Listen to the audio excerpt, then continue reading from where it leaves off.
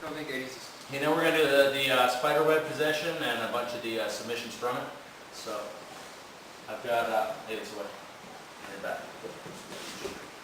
Spider web position. My feet crossing behind his arm. I want this arm through, and I want this arm hugging his leg.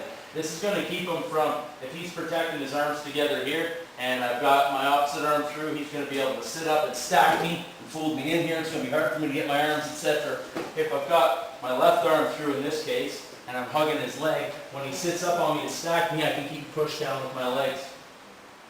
So first one we'll do is basic jiu-jitsu on the slide. So what we're going to do, he's protecting here. This time I want him to sit up slightly. So I've got spider web. I'm going to pull him up on top of me, slide my hand up towards his wrist, and as I push him down, I'll break his arm down here, hug him.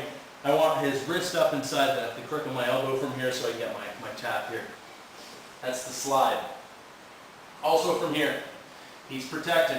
I'll get you to turn around this way. Camera probably be able to see better. He's protecting this way here. As I slide, if I've got enough space, I can slide my foot through here. As he starts to sit up on me, I've got a triangle choke right here. Other option here. As I slip through my foot through here, and I've still got my spider web on, I switch to go to my triangle choke. Only he's smart, he's wise to the game. He knows that from here, if he sits up, he's getting triangle choke. From here, if I want, I can even switch my arms out. It doesn't make a difference, but I can let go of this leg because I do want him to sit up, because if he sits up, I'm going to get my triangle choke. He's smart, he's not doing it, so I take my hand, I slide it underneath, grabbing onto my ankle. From here, I can pull him back in, I can get my triangle, or I've got arm bar right here, arm triangle.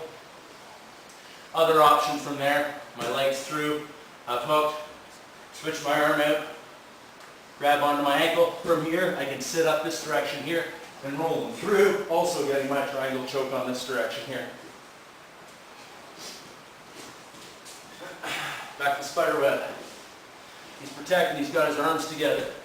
The atypical elbow crush guys use, or bicep crush the guys use here, it's usually with this foot here over the top, bring it through this way here. Or I can sit it further even, I can bring my legs over this direction here and trap it this way to get my elbow crush. But what we're going to do is the arm crush, Eddie Bravo style.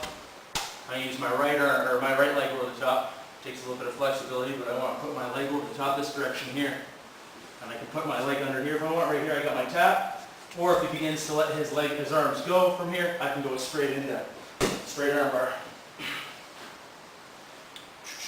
Also, I'm trying to work for my triangle, for instance.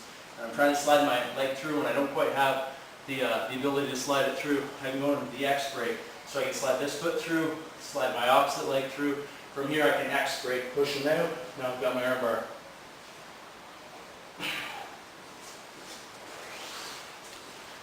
We're in spider web position. Other options I have are Silverado. So I've got him in here.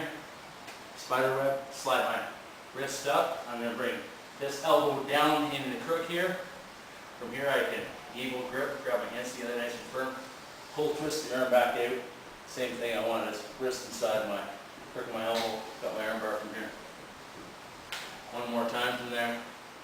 Got him in here, slide my into spider web, slide my wrist down, stick my elbow down in, grip, push out, arm bar. Feel from here. Got the spider web, reach over grabbing his wrist from here. I can stretch him out as I keep the arm, switch back off. From here I can either hold on to the leg or I can switch back off. Regular arm bar. That's the feel. And last but not least, chamber lock. When you do the elbow crush, opposite Eddie style, the atypical version, all I'm going to do is put my foot over the top. I can toe lock myself from here, and from here I should get my tap. This is the chambers lock. Again, my arms underneath, toe holding myself, push in. It gives me the extra leverage, push down on the end of his wrist. I get extra push while separating the fulcrum point of his elbow. Okay, next we're going to do a couple escapes from when I'm mounted. So we'll do escape from Alcatraz and Guantanamo. So when my opponent's mounted on top of me, first one we'll do is Guantanamo. It's more basic of the two. But I'm going to take my far leg over, hooking his foot from here. I can pull through and end up eventually getting my lockdown, etc. But It's not as good as Escape from Alcatraz in that I don't immediately get my my lockdown on because I'm reaching with my far leg and pulling it over, pushing down. I do get my half guard right away. It's fairly quick, not quite as.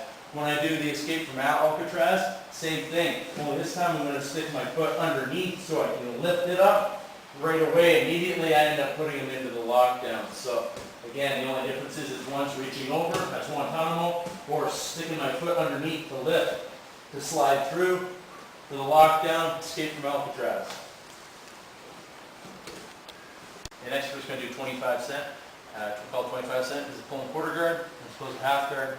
Although most of the time you'll end up getting full guard, so, or full half guard into it. So from here he's got a side hold down. I'm going to pull up on my side and hook his leg from here so I can pull him into a quarter guard from here forward. So I end up pushing down in, taking my lockdown off, half guard. But 25 cent again because I'm getting quarter guard off the hop. So I'm pulling into here and getting a quarter guard, quarter of his body, quarter of his leg, whichever way you want to look at it, down to the lockdown. It's 25 cent.